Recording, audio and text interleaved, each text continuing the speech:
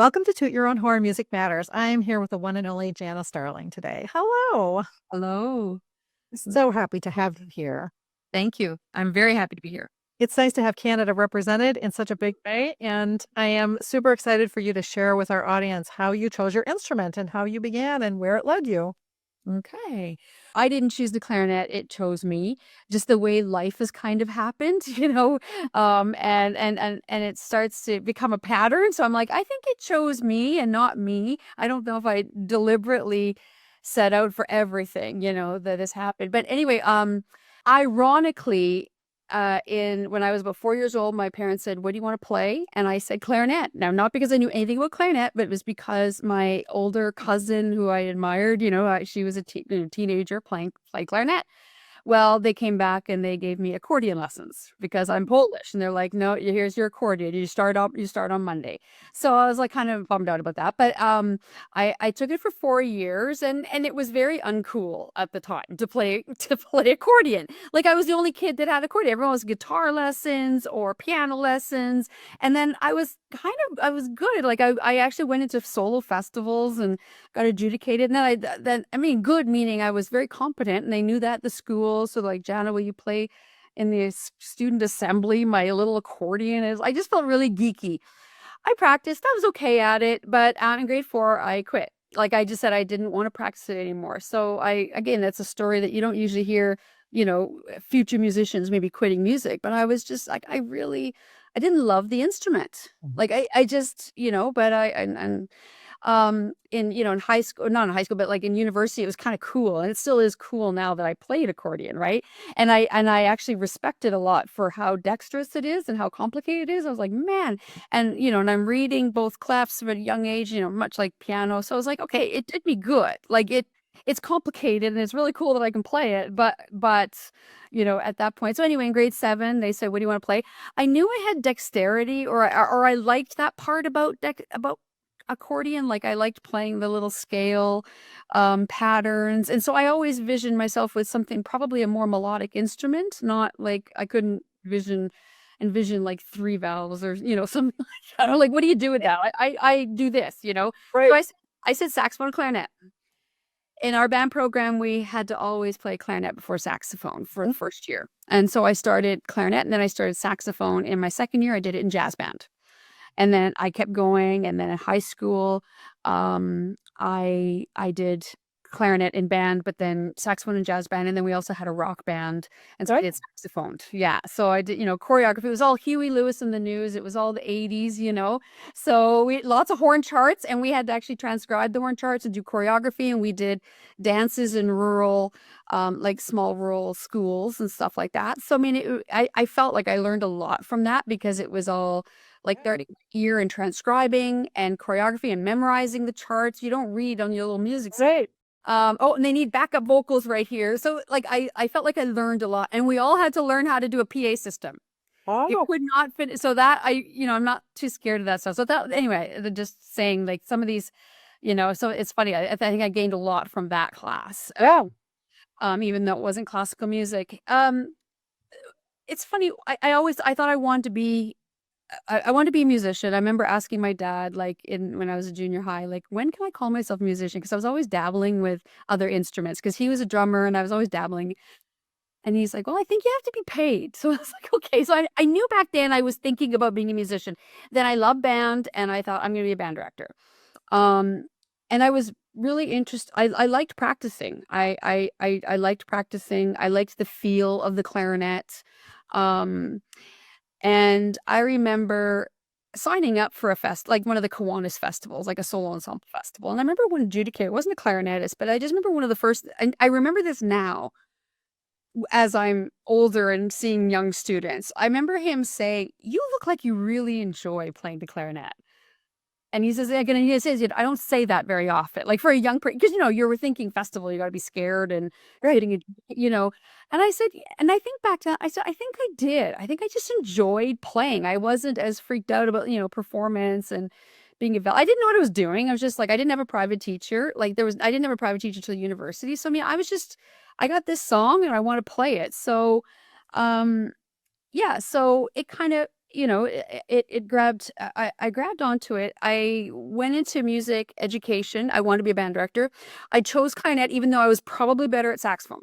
Hmm. I probably, I got, I could play the saxophone, and I think people thought I sounded better as a saxophonist, and but when I played clarinet, I sounded like clarinet, someone with no lessons. I remember I auditioned. They said, "Well, that's about the quietest I've ever heard anyone be able to play," which means no tone. Like I bet you it was just like pinched, this little like that was my compliment.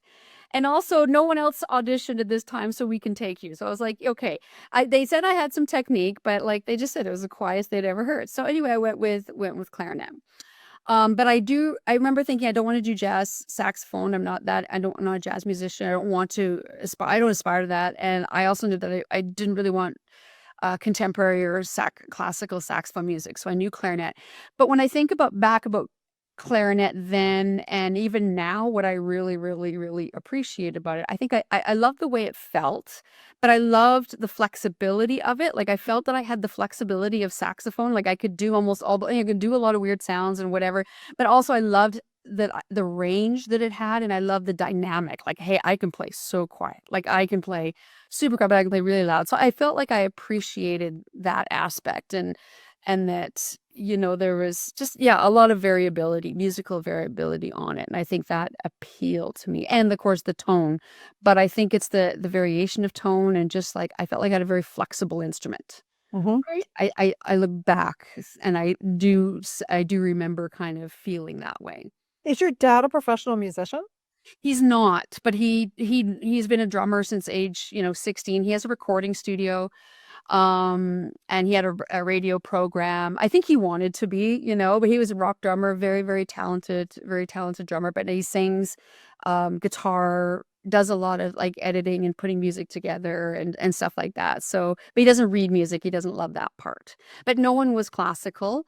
But I just want to be a band director, and I don't say just, but I was like, I was just like, I need an instrument. I love this instrument. It's been kind of speaking to me, and I want to be a band director, right? And I at the time, I was from Brandon, Manitoba, but also Brandon University was very strong in music education. At the time, I knew that in Canada, so I was like, well, Mhm. this is a good match. Um, and then of course, like most people when they go into university, maybe not now, but I mean, there's no internet back then and all this kind of stuff. Right. And you don't know anything. Like my teachers, like, the teacher that I had at Brandon University was like, you need a new instrument. And it's like, oh, okay, well, how much is it? Okay, I'll tell my parents, and my parents were middle class, like everything is fine. But they're like, oh, I don't know, really? Do you really need it? You're going to be a teacher. Do you really need this? And I was like, I don't know. He says. So it's like, and I think he went down and bought my instrument. The only thing that was existing back then probably was like Peter Spriggs, the clarinet Sad. sound. But I think he got it at a conference, and he just went, "Here, there's your instrument." Like not now where we're like sending people get choices and all. It's like there's your instrument. I was like, okay, so I bought. We bought it, and they're like, okay, well, I hope this works out. Well, it did, because then I started doing some competitions in university, but also scholarship competitions, and I was getting a lot of my tuition covered by playing this little stick, by playing this. So my parents were like, "Oh, okay, well, that's good. This thing is paying for itself," of course, because they're just thinking logistically, like, what are you going to do with this instrument after once you start teaching band or whatever? They don't know anything about like our world, so I feel like when a question is like, where has it taken me? Well, yeah, it did kind of take me, right? It steered me and it, into unexpected things. So who knew back then this thing could help me with scholarships and get tuition, right? And just the ability to be able to play it. Um, And you didn't have a private teacher till university. no, Means no, you were I did. very motivated. But I think, and I sometimes in my pedagogy class, I pull out like young clarinet playing, and some of it's mine, and I could hear that I was doing okay because of accordion. I had good rhythm. There's an oompa oompa behind everything. I got the bass line. I'm pulling the bellows every 4 measures. That's when you're supposed to breathe. I mean, I could read, and I had good rhythm, and so and I wasn't, I understood expression to a certain amount. Like I felt it, I guess. I could see that now. Now, that I was like, yeah, okay. I just didn't know clarinet. I just blew into it and moved my fingers and played accurately. So then it just needed, a teacher and of course, my teacher was scary. I have to say he was very scary. There was crying. There was many students got kicked out. I didn't get kicked out, but you get kicked out of your lesson if you're not prepared. It was hardcore, but he was the real deal because everyone, like everyone was strong. His studio was known, for strong fundamentals. So I just did exactly what I was told. I was supposed to practice that many minutes. I practiced that many minutes. I just assumed he had a camera in all the practice rooms or something. Like I assumed he would know if I missed anything. So I was very consistent and prepared. And it wasn't till the end of the degree. He was still hard on me in the end of the degree. He would say, you're not. I wouldn't say you're overly talented, but you work hard. So I'm like, yeah, he couldn't. But he knew I worked hard. Reading his reference letters later, like some of them were open to me. I know he thought highly of me. Like he's, and I talking to Bob Spring when I went, for my grad studies, he says he very highly recommended you. So it's like, okay, I know that. But at the time I thought this guy is going to know if I miss 2 minutes. Right. So and he is a lovely man. Like, but it's just that back, it was kind of scary because he was very serious musician. Um, but in the summers, I applied because there's a band of the Seminole Guard, which is a sector of the Canadian Military Reserves. They would go to all the universities and audition people, and I auditioned. And then for my third and fourth and fifth years in the summer, I'd play in the band of the Ceremonial Guard, which is in Ottawa that marches in front of the Parliament buildings. It's mainly tourism, but you still have to go through basic training, and it's all military. And it pays. And yeah, exactly. It's military, and I still was like, my parents were like, "Ooh, this is kind of scary." And he's like, "What are you doing there?" And I'm like, "I play clarinet. I don't know what goes on.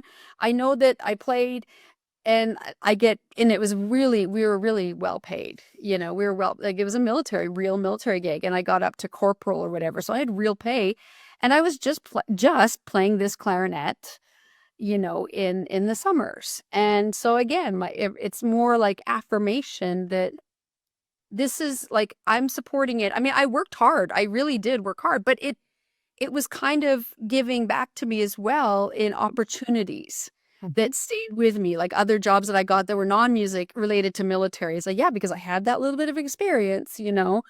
Um, I can do this. So I feel like these clarinet things have also kind of opened up doors.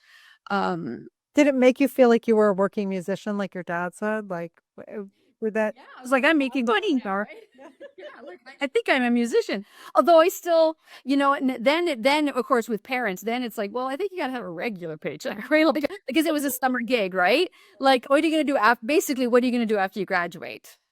And I'm like, well, okay, I'm going to be a band teacher, and then, and I was going to be a band teacher. And, my teacher just said like, well, you're kind of hot right now playing. If you ever do kind of want to go into advanced study for clarinet, you might, you should do it now versus taking a break. Cause once you go into the school system, you might not play for, a few years. Whereas you should go to your master's now and then come back and start your job. So I did that. Um, and I auditioned to quite maybe like a handful, 4 or 5, uh, places. I send, the tape cassette, and then Yeah. I send the tape cassette, and then I call them, and some of them were from the deep south. I couldn't understand them, but I remember talking I remember that was kind of I was like, I don't even know quite what everything they said, but I could understand Bob's ring, and also like, and my teacher said, yeah, you got to go where there's some good football, good barbecue, good weather, get out of this Canadian crap. And he said, oh, and he's a good clarinet teacher too, and he's a real hot deal. He's done all the, very virtuosic, da da da. He's the kind of the big thing right now. So I was like, okay, I'll go. And again, my parents were like, really? Like, do you just jump on like you just go somewhere? And I'm like, he says people do this because again, like province I'm from is only 1 million people. Like that's the whole province. And the town I'm from was like 45,000, of which the university was in. And so, I mean, like, it's, I don't know what people do. It's very isolated. It's in the prairie. So it's like, he says that's what people do. So I go down there And I'm exposed to a lot of good clarinet playing. Mhm. And I'm like, okay, like more reason to practice. And again, things went well. I really wanted to be a teacher, so I was a TA. And then yeah, I came back to after the master's. There was talk about a doctorate. I said, nope, I am done school right now. I want to go and get some experience. Mhm. I will come back likely because I said I really still want to keep playing. I don't know what that's gonna look like, but I'm gonna go. I'm gonna go and take a break and figure out what I want to do. Um, and this is the kind of the interesting part is that I went back to Manitoba and I applied for a high school band position, and I ended up I got it. I didn't accept it yet because my teacher at BU was saying, "I'm gonna go on sabbatical next year, and I would like to hire you." And I was like, just out of my master's. Oh my gosh. And this was like in 98, what is it? 19, yeah, 1998 it would have been. Mhm. And 97, 98. And I'm like, "Oh, that would be awesome." He said, "That doesn't happen very often. Like, it's hard to get these things. This would be really good." And then I ended up saying no to the high school band director, the position. I think the school division was very happy because you don't generally get that far in the interview process kind of say no, but I was waiting for his sabbatical to get approved. Anyway, I did the sabbatical and, I found because I had already done my student teaching, lots of student teaching placements, Yep. conducting jazz bands. I had a little position, stuff like I've done stuff like that. But I felt that I connected to that age level. I thought, wow, that's an age level that we can really get, I can really get into. Mhm. And then I got positive feedback from them. And I thought, oh, maybe I can do this. So, and then as I say, when I say, where does my clarinet take me? Of course, a sabbatical replacement, I was also teaching um, a woman that's a Mennonite woman, and she and her partner were studying at BU for a master's or something, and they're both Mennonite from Paraguay, and she wanted to learn clarinet, and so I taught her during that sabbatical year, just on the side, and because again, I had a home studio and everything, like little home studio to supplement the sabbatical, and she was like, "Hey, what are you doing after this?" I said, "I don't know." She goes, "Do you want to come down to Paraguay and teach music? Teach Oh, We can have you teach clarinet, saxophone, flute, and conduct bands." oh my gosh. And it'd be a Canadian salary and a house and a car. So I was like, okay. So again, my parents were like, what are you doing? I'm like, well, I met this clarinetist and I can go down there and get teaching experience. And and it sounds, I wanted to travel. Like, it's great to travel, right? Travel. That's one thing that music allows us to do in teaching is to travel. And then when I was there, um, again, I'm kind of still using that music Mhm. education background, right? Yeah. Yep. Um, I ended up playing with the Asuncion Symphony a few times and the Paraguayan National Symphony a few times, like concertoing and stuff like that. So then I'm thinking, yeah, it's like, great. I'm just out of my master's and I'm like, this is awesome. And I'm doing lots of gigs and I was like, this is really cool, like like that, this is a great, if I can combine the two. So I knew what I wanted to do after that. I did that for 2 years. And I said, "No, I gotta leave. I gotta go get ready for my doctorate. This is what I want to do. I want to have that freelance, little bit of that freelance kind of, um, playing and teaching, but then also have a university position." I knew that, but I always knew it was going to be teaching. Never, not interested in orchestra. Never. I mean, I played it and enjoyed it, but it was never. Um, Something that I aspired to ever, which is I don't know why, because I think it's just the teaching bug. So, yeah, then I went back to Manitoba and got ready for the doctorate. And then the irony, sorry, I'll stop talking, I'll let you ask a question, but I'm just trying to make it full circle, and then after my doctorate, I do the doctorate and everything. My first and actually went sorry, well, back up. When I was in Paraguay, I was, as I said, teaching clarinet, saxophone, and flute, and conducting band, and then accordion. Oh, They wanted me to teach accordion. I'm like, oh my goodness, this thing is just following me, right? Like, it's just kind of ironic because then after the doctorate, my first job was in Mount Allison University in the East Coast or the Maritimes of Canada, and it was teaching clarinet, saxophone, conducting the band, and conducting jazz band. So good thing I had those other experiences. Yes. Like my first tenure track, and it was mainly like it was advertised as clarinet and saxophone, right? But then and during the interview, like, well, can you do some band? I'm like, well, I guess. I mean, like I can. I've had a lot of experience. I wouldn't say it was a really high level experience, but I was confident and comfortable enough. And then the jazz band came back at me. Here I am playing saxophone and jazz again. I'm like, what? What the heck? Like, I feel like it's all right. It's all coming back, and so I'm kind of like a really of a thought of like, you don't say no to things, unless you can't do it or you're not interested. But like, you just don't know, what kind of the skills that you're building at the time. You don't have to necessarily be able to quantify them. Sometimes it'll come clear to you later Mhm. that, oh, I'm building a skill set that's at some point helps me, these little, this stick that I blew in, or the little bit of saxophone that I played, or a little bit of jazz, or that I taught, or whatever, like all these little things kind of build a musician. And they sort of came up with, yes, me being available and there, but it's not like I set out to, this is what I'm going to look for, like it just sort of happens. And where is the flute in all this? Because you threw in the Oh, flute. yeah, yeah. I had to take some serious flute lessons. I had to take some serious flute lessons because I'm not very good at flute.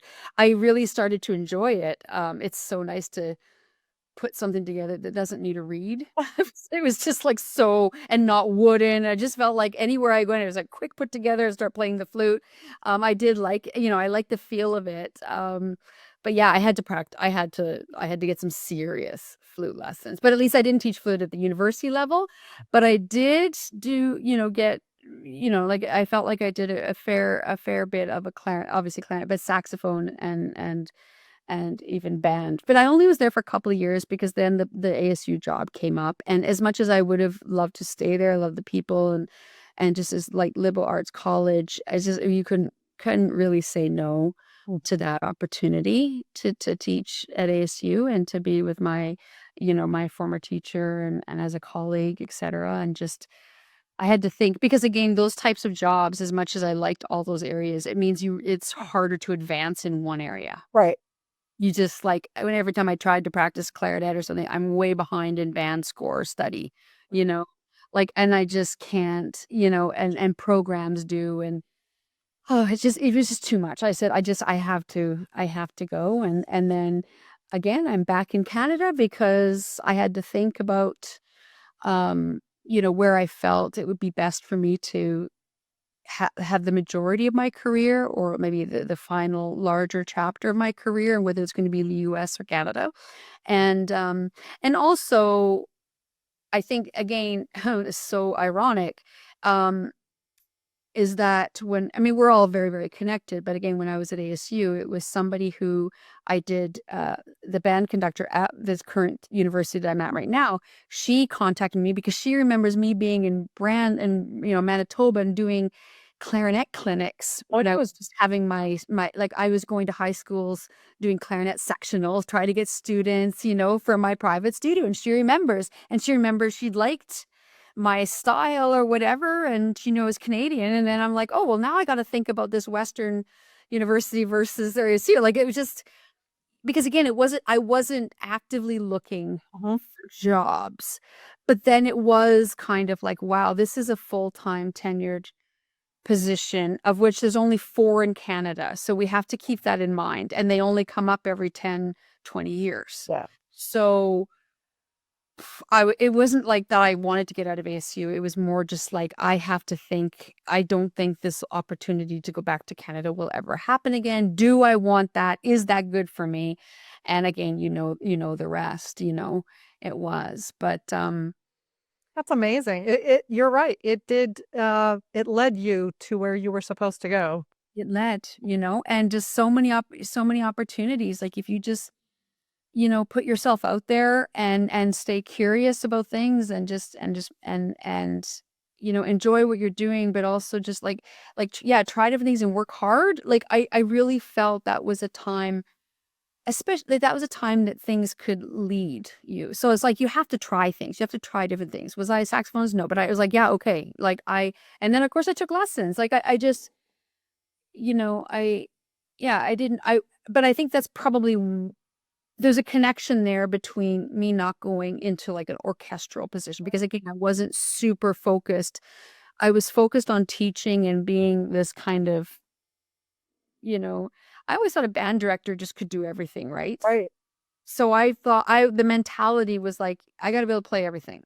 I gotta be able to play all styles of music. I gotta be able to, so like even when I was doing grad study, I was doing like Mexican marimba and I was doing Mexican mariachi. I've done tons of mariachi. I even got like mariachi posters in my yeah, I love mariachi. But it was like I was playing like sometimes a clarinet, but mostly like accordion, go figure. But the thing is like I just kind of I think I that band director mentality is that but they know all these things like they can play these instruments and they can read this score and they can they know these styles and I just felt like I thought that that's what you did as a musician. Mhm. Like I know I wasn't going to be a band conductor, but that's just what you do. You just kind of, I wasn't always just about clarinet, like Right. clarinet, and how do I get that top position, or something like that. Well, Um, ASU was definitely, I mean, Bob Spring's background is so diverse and he's got such an interesting background. That could have been a better choice for you. I mean, that was really remarkable. And he's such a unifier in terms of the kinds of people he brought around you. But even with that said, how did you handle other people? I mean, was it a competitive environment? Did you feel the people, because you don't seem like somebody who is threatened. You seem like a lifelong learner, like somebody who wants to keep learning and growing, right? yeah, How did you handle that? like in the studies, you mean, or Yeah, like, how did you handle the competitiveness of people? I mean, were they competitive? Is it like it is now where people are, I mean, I don't know. It was fairly. it wasn't competitive. You know what? Where I found when people were competitive, they were struggling with something. Oh. Like, the people that were competitive or, like, seeing what I had or, like, "You're doing better in this," or, Mhm. you know, they were not and I'm not, like, they would say, "And I'm not." That competition and noticing of disparate, differences was because they were struggling. Mhm. And the people I think that were everyone that were on their own path but were successful were not competing with each other. Right. Because they're focused on their own success, and I think that's Bob too. Bob's personality is he does it for himself. Right.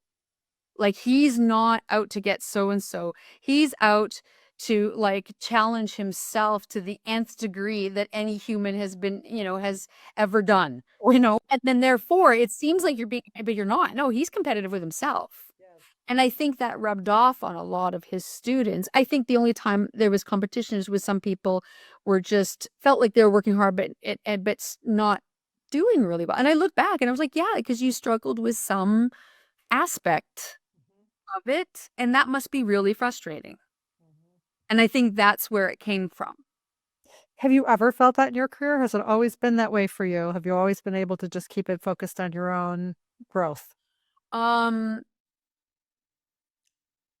I feel the struggles in the struggles that I would say that I would have is kind of directing myself properly, and because I have a lot of ideas and a lot of passions for a lot of different things, and I can go down that rabbit hole, and I want to say yes to so many things because I value them, but then I really have to make sure I choose what's best for the moment, and I think that was the biggest struggle. I think the one thing that I didn't struggle with a lot, and I only say this now because other teachers have told me, Mhm. is I felt that I could play the clarinet. Like, it's not that I didn't never had a problem, but it was a problem that, like, I overcome. Can fix Like, it. "Oh, you need to improve your tonguing." "Okay." And "Oh, okay, I get it." And I blah, blah, blah, and I do it. Doesn't mean that I can do everything on the instrument, but I never had like, a really large, like, "Oh, man, I just rhythmically can't figure something out," or something, like, so I felt like I'm so lucky to have been able to get so far and hit those steps and struggle, like work and work and not have something kind of put me down. Mhm. Like, and again, you have students or people that like I struggle with my tongue or I struggle with my rhythm or I struggle with my intonation or I never had that as much. Like I just kind of got it, and so you know my playing has been kind of just all over. Like it's just been I think fairly round, even to the point right now that I'm playing I rehearse weekly with a group that does Greek and Turkish and Arabic music because I want to learn, and klezmer, and I want to learn that and stuff, and to improvise on clarinet and quarter to, like doing that kind of style. And it's just like, but sometimes I have to kind of like, okay, no, but you gotta, you're also a classical musician, like you're a classic, and so sometimes I'm having to pull myself back and just like, I know you have all these interests and they will benefit my students. I know they do. I involve those things, but I just sometimes I like an identity crisis maybe because I know some people that just like I chose that instrument and I wanted to be a performer and I wanted to be an orchestral player. I wanted to be, and that it was always about that instrument. Um and I love the instrument. Don't get me wrong. Like I really, really love it. But I got my cajon here and and our buca over there, and I've got like I've got things like I enjoy playing other instruments as well. I enjoy music. And I don't know if that can lead to an identity crisis, or maybe it's a midlife identity crisis. I don't know, but it was. I think that's maybe kind of the negative things, but no, I was okay with the competition. I think I always assumed, you know, like what did I know anyway? Like I'm coming from a small town. It's like I might be last. Like I didn't have any expectations. Mhm. And it's not like I was on top, but I really admired the people that were on top and when I was there, and I'm like, wow, but I was like, I'm just lucky to be here. That kind of simplicity. I'm just so lucky to be here, and just work my butt off, and who knows what I'll do, but in the future, but I know that I've, built up enough credibility and enough experience that I think I'll be okay. Yeah. So you're obviously just a very smart person because you have so many different interests and you're able to act and manifest them, whatever it is you seem interested in. What was it about music that made it be so sticky for you? Was it really the sound of at least the clarinet as a grounding, or was it what was it? What was it about music? Because there's so many things you could do. I think it's a fascination with sound.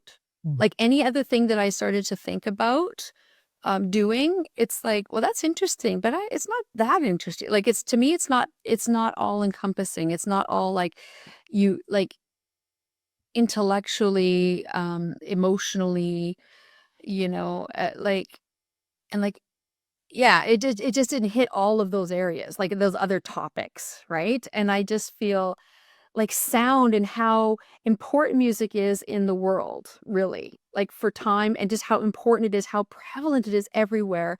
And the fact that I kind of know about how it's put together and like why and how it's maybe triggering us and how it's connected to us.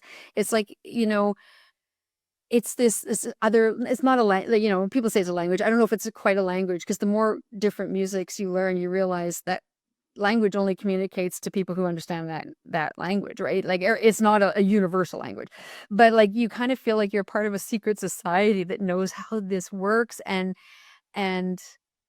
like even something as fascinating as like tuning an instrument and hearing intervals and hearing them lock in, like you're part of a different part of society that even knows to do that. And Mhm. how can our brains do that? How can we hear that? How Mhm. does one person know how to like how do you train that? It's and like I just find it fascinating because you're working with something that's so abstract, Mhm.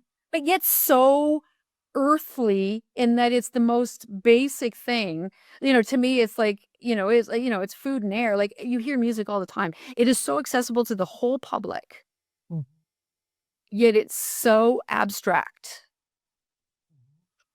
and fascinating and and so And I remember listening, like my dad had a lot of rock music, Mhm. like just rock, country, whatever, like all pop music. Like I didn't grow up with, I mean, the only classical thing we had was Hooked on Classics that had a beat in the background, you know? So like the record that had the, like that's the only classical music I had.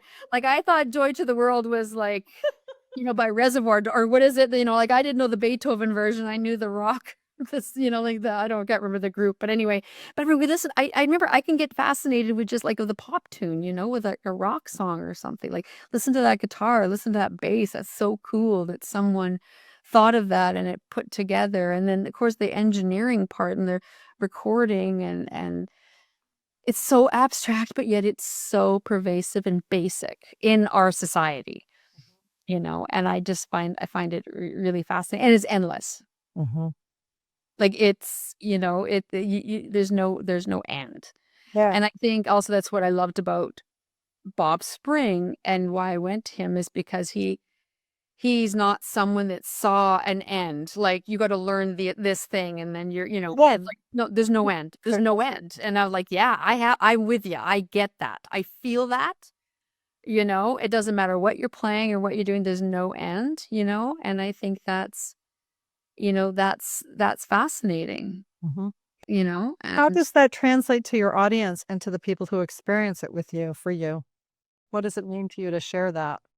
well, I don't know how like I don't I know what I've heard maybe in audiences is I when I especially when I play, I do try to talk and I do try to emote kind of and show that passion for like a lot of details and a lot of like there's never a moment where you know you're not feeling something or really trying to express something. Like I'm never, you know, I really try never to go into work mode of just like I'm just laying it down. Like I'm just doing nothing. And so I feel like audiences just on a playing part kind of feel that communicative aspect of music. And then once you start talking about it, and I think talking about it, like letting them know what's really cool about this piece or what's really fascinating, I don't think it has to be in a technical way. I think they you know they appreciate what you do more as an artist. So I guess I think I'm a little bit more in the process of music versus like this is a piece of art and this is I'm presenting you a piece of art, you know. You know, like here it is, and this is the way it is, and this, you know, I'm a little less traditional, and that like you can be, let's be a part. Like, can you understand the process? Can you get a slight experience of the process of making this? And even when you know, if you make a mistake, it's like, isn't that funny? That can happen in the process. Yes. You know? So it's you know, I'm trying to, you know, being diplomatic, but I'm not as stodgy, like, I'm trying to present this, you know, art. I'm trying to, you know, play my instrument as well as I can, play the music, and hopefully share an appreciation at least, or maybe a liking for the process. And I think that it's tricky when you're a teacher. Like, I think it's so like, I mean, tricky. I find teaching very confining because I got 50 minutes. I want to talk about this interval that keeps coming back and let's have how many different, you know what I mean? Like, I kind of want to do things like there's so much in music. Like, why don't we just sit with the chords, you know, in Brahms, you know, just let's just sit with them a bit. Like, and sometimes I just feel like it's so there's so much, you know, you have to cover, you know, that you know, you kind of, you know, maybe don't have that ability to just kind of like sit with things. So I really try to encourage students like go be in a choir and like sing intervals and hear crunchy chords or do something else, play in a percussion group or like and feel groove, you know, for real. Like just feel other things so that when you go to the clarinet, you can you still you feel that.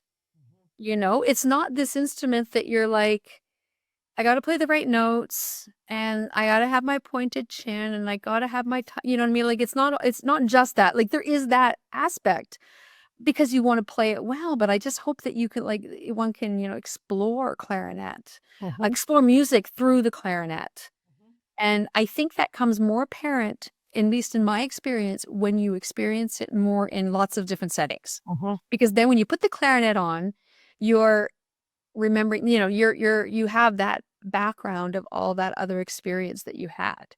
So if you played in a groovy, rhythm band or something like a rhythm ensemble, then you might be finding rhythm when you're feeling and finding rhythm when you're playing with the clarinet. That's my experience.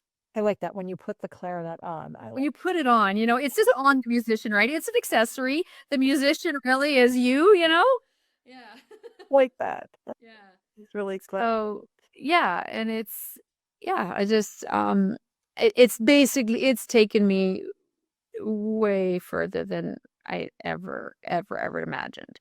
And I worked for it. I don't give myself, I feel very, very lucky, but I also know that I worked for it. I sacrificed. Like I sacrificed. I'm not, some of my students were like, "Oh, you were at all the parties and, when you were I was like, "Not really." Like I said, I really wasn't. I mean, but I would, but I like, one night of a weekend maybe. But otherwise, no, I wasn't taking a lot of time off, and not because I was stressed to, but it's just I just thought that was the job. I just keep learning, keep working, keep pushing. It'll time for doing something else or socializing or whatever will be later. I guess I took it very seriously, but I really feel like that paid me back tenfold, right? So, Do you um do you think that that's a product of the impression that the music how it affects you that made that kind of commitment, or do you think you came from a family where that commitment was really strong? I'm a Uh, firstborn. I'm a little type A. If you tell me to do something, I will do it. Just give me the deadline. You're asking a really interesting question, and I I I'd like to I've examined this myself, and I would love to kind of write about it. But I was diagnosed late with ADD, and no one could believe that. Like really, even I didn't believe it. And it was in my doctorate, and I kept getting diagnosed. Like, every time I moved, I'd go to another, "Do I need to be taking like, is this really" they did a full diagnosis multiple times. I said, "Yes."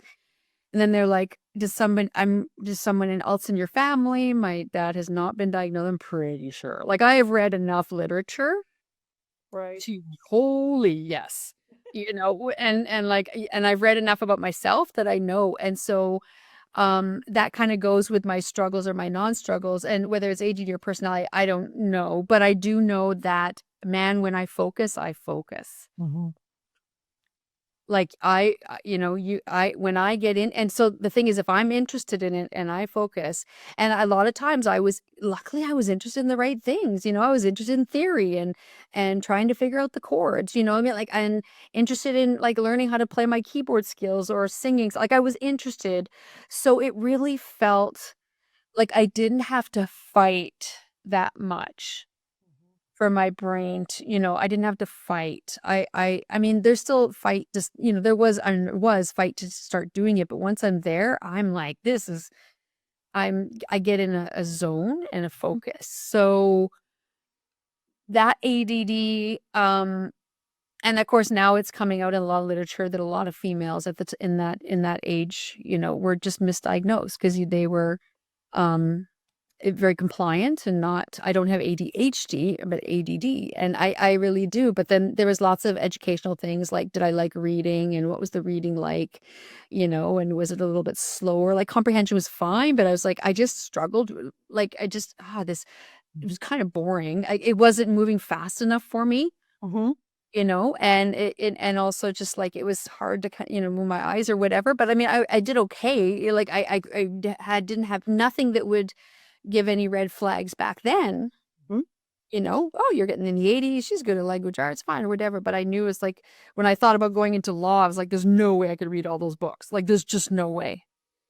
And then anyway, and then things came out much later in life, they said, "Oh, you probably do," um, and so that means that I can focus and really go down that if I'm interested, I can be lost for days, and I can get something really big done, like, that takes a lot of but then other times if I can't get focused, it's and that the want is there, but, it's, maybe more of a struggle. So do you think for those that fall in love with playing music that it's about flow? Mhm, very much so, yeah. And is it something that's an addiction in a way? Because it feeds calmness or feeds focus or Your feeds. dopamine, the dopamine hit or something. Like I do again, like when I listen to music, and I remember younger, it's like I could listen to it over and over, the same piece over and over and over, Right. and just get in, it's so cool. And I've even seen some students do that. They're like, "Oh, do you want to hear this piece? I've been listening to it." And I'm like, you're, I know what you're doing. I know where, like I know what you're experiencing right now is like you're kind of just in the zone, right? And in that flow and yeah, and just that the flow for creativity, the flow for the passion for the music. So again, I don't think I had something that I felt like not that I didn't work at it, but that I felt like I had to, oh, do I really need to do this?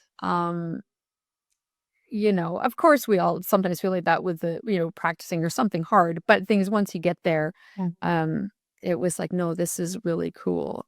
And again, I do I don't know how I got there, but I do think it's just, my dad was always around music. Even when we had parties with people coming over, it was like, set up the mics. We're going to do some sort of like, everyone will sing songs and he'll back up. You know what I mean? Like it was always part of social Mhm. time, always music on. And then Christmas evening, all those evenings at parties, it was somebody's pulling out a guitar and we're banging drums and we're singing. So if music is always around you, I think it's easier to get in the flow or maybe it's more conducive. So, like listening to recordings is not just about like studying style or listening to recordings. It's just like, you know, listening to a lot of music, singing a lot of music, doing a lot of music. Like there's so many ways to do it and experience it. I think it helps get in the flow for sure. Mhm. If somebody was listening to this podcast and was amazed by your story, what would you say to them to try to encourage them to play a wind instrument? Well, I mean, before they even pick it up, Yeah. Never played, like, listening to this podcast, inspired by what you just said, what would you say to them to get them to try it? well, try it. I mean, to just try it. But I mean, do you enjoy music and do you want to know how music is made and how your body and your mind and what you do can transform into this sound that has meaning and it's really cool and try it, and and don't be just, obviously don't be discouraged. Like again, like just experiment with it, and but I mean, I think everyone should try it because and just as much as I would totally feel like I've tried, I try lots of things, you know what I mean? Like it doesn't have to be just music, but it's like music is this massive category in our world. Same thing as sport or something. Well, everyone should try a sport. You know what I mean? So that your body kind of gets to experience it. But again, if you never play an instrument, you'll really never get to experience what it's like to create music. Mhm. Like if you don't, sing in a choir and especially to try to like play with other people. So I say like I think it's a human being. It's part of being human and, I would want that for everybody, to get to experience it, whether you fall in love with it or not, but just try it and see if you can, kind of feel what, kind of really cool thing you're doing, because not everyone gets to do it, you know? A lot of people start music as a child because whereas kids were more open to the idea of trying things that are unfamiliar or awkward or might not be in our main, and as adults we forget that we still can be childlike and we still can, Yeah. let's give it a whirl and have fun.